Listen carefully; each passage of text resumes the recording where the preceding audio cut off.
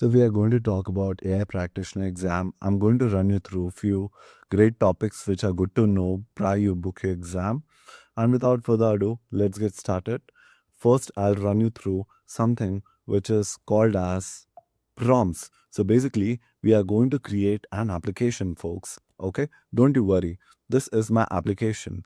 In my application, I am going to ask something which is called as my input prompt, and I am going to expect response in exchange of my question, right? So that will be your response which is coming in from the application.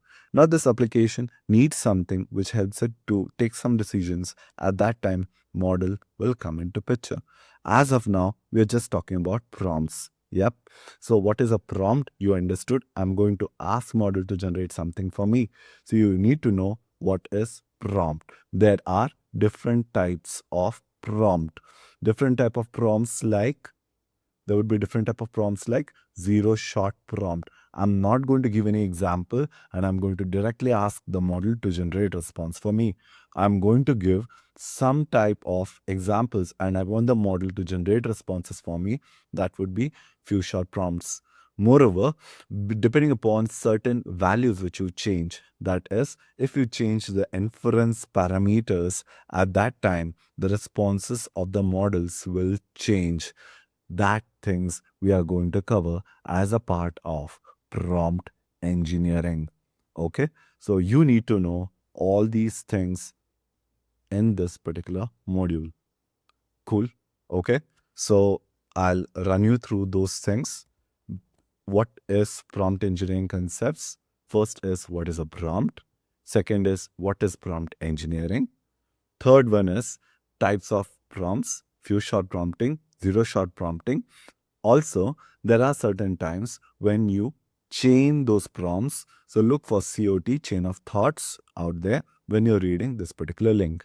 Apart from that, I said, depending upon your different type of inputs, there are something which is called as inference parameters. The output of the model generated would be different. So it influences model's response with inference parameters. The first one would be is temperature. The temperature value, if it is 0, it is going to give you statistical figures. It is going to give you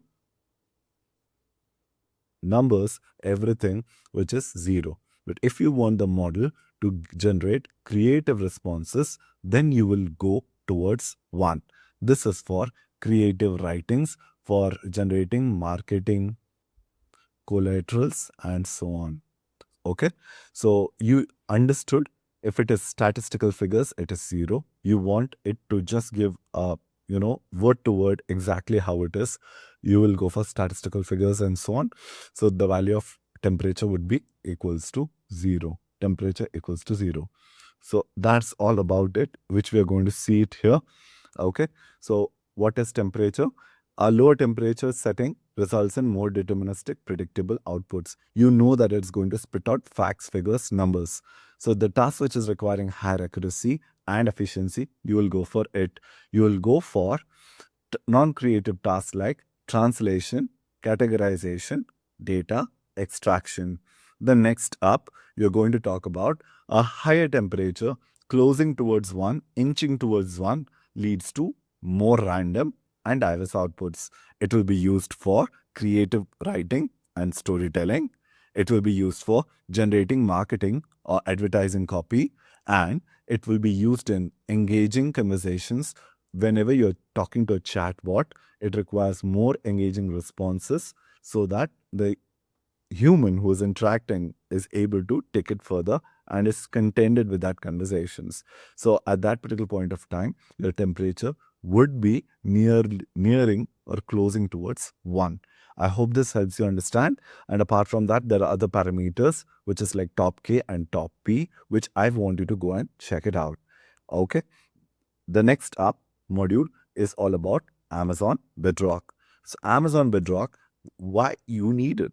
Yep. So very first thing we did talk about, this is the application which we are going to host. And in this application, there is a model which is needed. Now, you will say, hey, buddy, I have heard there are too many model providers out there. Yes, there are 7 plus model providers out there. So, first one would be Anthropic, Claude. The next up would be AI-21 Labs, Amazon Titan model. Then you have something from Cohere. You have something from Stability Diffusion, Labs, and so on, right?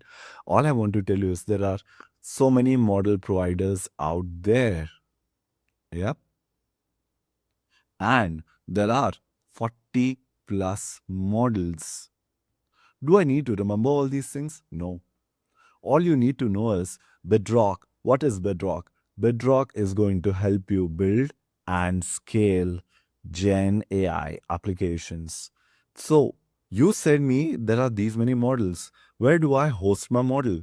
You can host it on our serverless infrastructure. That is where it is hosted on Bedrock. So, I don't have to host it, no. So, how do I access it? You can access it via API calls. So for the developers, you can access it via API and you generate the responses. So at that time, Bedrock comes into picture. It will help you build and scale generative AI applications. It is going to host your model. It is going to take care of manage access. You can define who has access to the model in which region and so on using Bedrock. Now you will say there were 40 models. From 40, I want to come down to 3. I want to come down to 2. I want to come down to 1. Yes, can be done. Depending upon your use case, you can select the model of your choice. If your use case is chatty applications in nature, you want to create chatty agents, agents who are going to have chats with the end user, you will go for Anthropic, Claude. If you're going to generate an image, you will go for Stable Diffusion or you will go for Amazon Titan model. Go and check it out. Yes. So basically, from 40, you were able to come to 3 depending upon your use case. Now, what you will do is you will give input prompts and you will measure the output based on relevancy, based on accuracy, based on amount of tokens consumed. That is, what is the input gone and what is the output generated. You're measuring it in form of tokens and all those things that would be indirectly related to your cost. So you will measure how this model is performing, how this model is performing, how this model is performing, and you will say, this is a model of my choice. And this can be done using Playground in Amazon Bedrock. I want you to go and check it out. Okay. So basically, you are able to choose the model. Hey, this is a model I'm going to select and I'm going to proceed in production. Yep. So at that time, Playground comes into picture. Cool. Okay. So you selected from 43 to 1. You are having the model of your choice. Also, do I need to remember those model providers? No. Do I need to remember those 40 plus models? Not needed. Only you need to understand few things like if you're going to create chat app applications, images, and what are your use cases based on that, which particular model you will select. That's all. Okay, fine. So without further ado, proceeding further, what is Bedrock all about and what all things we're going to cover here? Let's go and check it out. Okay. So first, as I talked about model choice, we have access to foundation models, which are coming in from AI-21 Labs, Anthropic, Cohere, Meta, Mistral, Stability AI, and Amazon for text generation, for summarization, question and answering agents, image generations, and more. Now, how do I access the model? You are going to go into Bedrock, give the access to the model, and then you're going to access those models via API. How do I choose a model of my choice? Playgrounds. And what is this fine tuning all about? I'm going to come there. So basically, once you have selected a model, once you have selected a model of your choice, this model was trained on large amount of data set in past. It was trained on large amount of data set in past.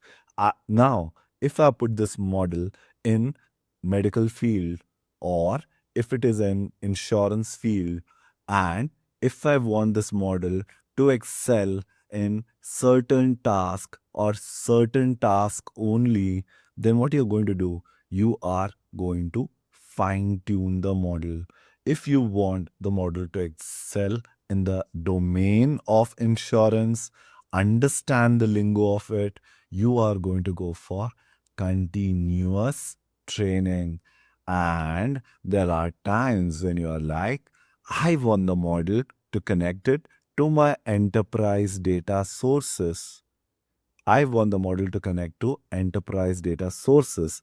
So at that time, you will have to create a pipeline, which is called as Retrieval-Augmented Generation. Go and check it out. What is RAG all about? Okay, I've given that to you in a video. All I'll say is, if I am uploading my vehicle documents, okay, and I want to create an insurance policy, this document will be broken down into small chunks, and then it will be stored into vectors. This vectors will be stored in a certain thing, a storage, which is called as vector store. That could be your open search, it could be your enterprise Redis, yeah, or it could be any other source. Go and look for what are the vector sources which are available.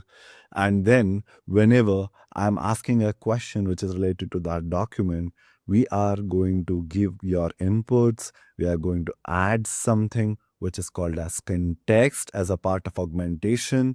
And then we're going to provide it as an input to the model. Model will generate response. Now you will be like, hey bro, I don't have people who will be able to do all of these things. Okay, I don't want, or I cannot do all these things. At that time, managed RAG comes into picture, which you will see as knowledge bases in Bedrock. Okay, so this is how the flow looks like. If you want to customize a model, you will be using fine tuning. You will be exposed to the terms like continuous training or RAG. And if you want to manage RAG, you will use knowledge bases. I hope this helps you understand why we are talking about customizing the model once you select it. And these are the terminologies which will come into picture. Without further ado, taking it further. So I want you to go and read about the Titan models. And then I did talk about what is a token. Yes, input, output, everything is measured, not only text along with the spaces and whatever you give in. So go and give it a read over here. Go and watch this video and it will help you understand what is a token all about. I did talk about customizing the model.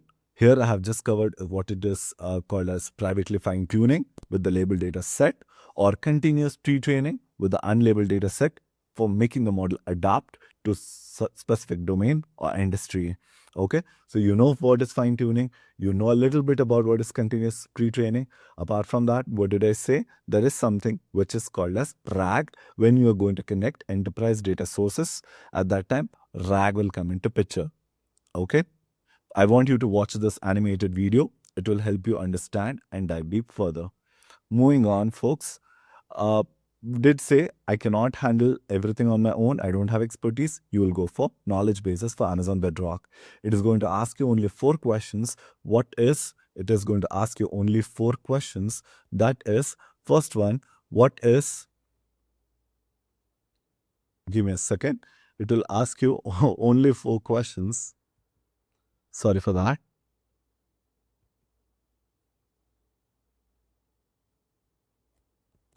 It will ask you 4 questions. First is, what is your input source? That is your S3 bucket. Second one, you have to break down the document into small parts. So what is that chunking mechanism you're going to use? Third one would be, what is your embedding model? It will give you the model choices. You need to select that. And the last one would be open vector store. It will be there. So it will be open search, or what all vector stores storage. That will be the option there. So that is where knowledge base for Amazon Bedrock comes into picture. Okay. It is saving you from that headache of maintaining the pipeline on your own. We generally call it as managed rack. Cool. Now, this is all about knowledge base for Amazon Bedrock. Okay. I want you to go and read certain links out there, which I'm going to share it. Retire and generate responses with knowledge-based AI. And second, persona-based access to enterprise data for generative applications. You can download the PDF as well, alternatively here. Now, if you have a complex task like insurance, I wanted to break it down, create a claim for me, go and check whether the claim exists or not, and then do this, do that, send a reminder to someone. I want to break down that complex task into tiny, tiny tasks without minimal lines of coding. I want to send an API call. At that time, I'm going to use agents. So agents can plan and execute. They can break down the complex task into small, small multi-step across enterprise systems, knowledge bases, and APIs. Okay. So basically, I wanted to go and read this particular link where we are trying to show how you can introduce virtual agents so as to support the human agents, so as to automate certain questions which people ask in insurance claim. Hey, create a claim for me. Hey, I bought a new car. Which particular insurance I need to go for? What are the documents needed if in case I met with an accident? What is the flow to raise a claim? What is the status of my claim? So at all those stages, automation can be done. You can introduce agents and you can integrate that along with the knowledge bases and fire some queries. If you do not want to read this and want to watch a video first, I've given you a link for that as well. Click here and just check it out. Okay. Now, apart from that, folks, apart from that, now what we are going to see is I have used a model. I have used a model. The model is generating responses for me. Now, if this model, I'm asking some input, it is giving me some output. That is responses. I want the model for the kids to be under 18. I do not want to show any adult content. I do not want them to give some abusive words or cuss words or non-parliamentary words.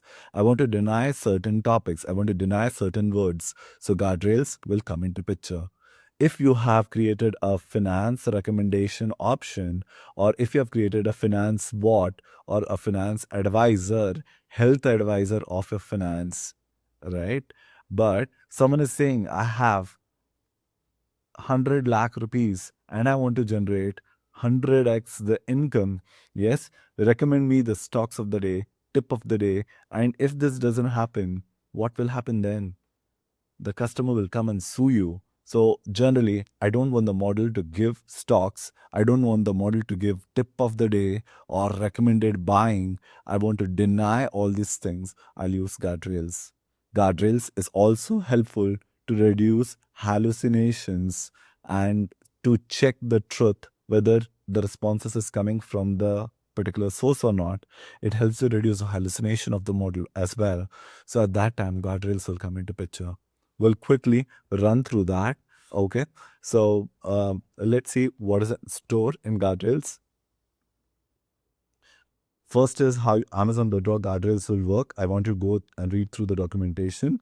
Content filters, I did say that you can adjust the filters to block input prompts or the responses which are generated from the model which contains harmful content. The next up, deny topics. I wanted to define a set of topics which are undesirable ones, and that will be blocked if it is detected whether in your input or in the model responses. The third one, if there is a PI data, which is coming in, personally identifiable information which is being found, you can block or you can mask that sensitive information in user inputs and module responses as well. The next up, word filters. You can set some phrases, words, profanity words, cuss words. Such words would be offensive or it could be completive words as well. Such filters can be applied too. The last one up, the contextual grounding check. So basically, you want to reduce the hallucination. You want to detect and filter hallucinations in the model responses based on grounding in a source. You want where the model generated the responses from, a link clicking on which you can see, hey, based on this, it generated the response and it is relevant to the user query at that time. Also, Guardrails comes into picture. Definitely a good read. The next up is always about the pricing. On demand, if we talk about, I don't want to give any commitment. I want to go on pay as you go basis. It will be on demand. And if you're going for large amount of input output coming simultaneously, it's good to go for batching. So read about it. And the next one is about provision throughput. You want a model to support this much amount of input output number of prompts per second, then you will go for provision throughput. If you are going to customize a model, you will go for provision throughput 1 month, 6 months step, depending upon your need. Okay, so that is all about pricing, folks.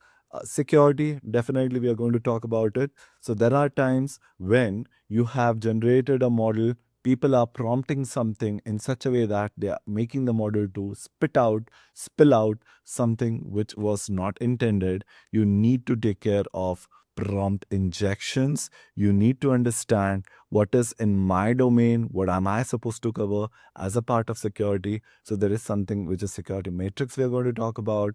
Moreover, your model would be, if this is a Bedrock model, okay?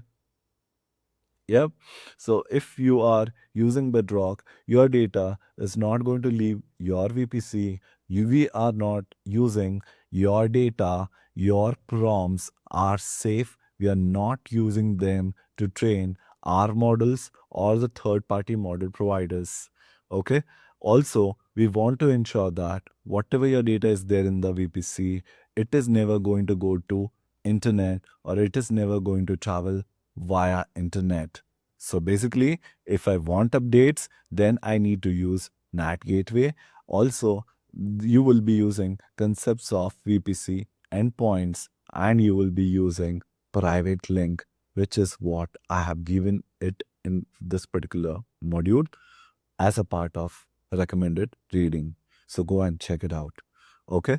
So once again, all I would say is, as a part of security, I want you to deep dive into Amazon Bedrock security architecture, which is given over here, and a video for you to watch. Along with that, if there are bad prompts, or if someone is putting some malicious prompts, how do you detect that using salting? How do you prevent things? I wanted to go and read about it. Apart from that, how do you protect your data using Amazon VPC? I did say it won't traverse through internet, it will traverse through PrivateLink. You're creating a connection between your VPC and Bedrock, and VPC and Bedrock, and I'm sorry for this. Coming back here. Okay. After this, we'll talk about something which is related to securing generative AI as a part of scoping metrics. What is my part and what is your part? Now, moving on to the next one, responsible AI. You need to generate the responses. It should not be very biased. It should not be, hurting someone, damaging someone. So what is responsible AI all about? I wanted to go and check it out and the best practices. This link will take you to Skill Builder course. Log in and check it out. Apart from that, folks, now before you book your exam, I wanted to run you through a quick machine learning services of AWS. If in case you want to validate the response of machine learning predictions, you're going to use Amazon Augmented AI. Apart from that, you're going to use Bedrock for building and scaling generative applications.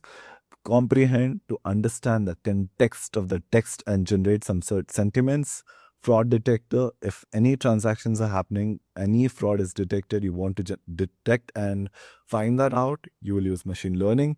Kendra for generating enterprise searches out there. Lex for contextual as well as building voice and text chatbots.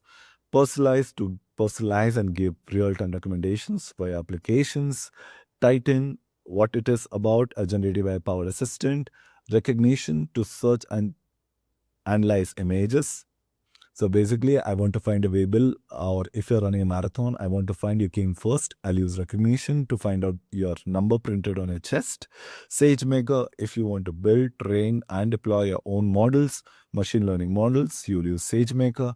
Text extract to extract data from virtually any document. Along with that, you have its transcribe, which converts powerful speech recognition. There is one missing on the screen, which is called as Poly. Poly is going to convert your text to speech. And the last one is translation, which is going to be done using machine learning. Okay, with this, I would say, then moving on to the next topic, choosing the right inference type, how you are going to host a model, where you are going to host a model. Once again, you need to be aware of what is inference, what is choosing right inference type.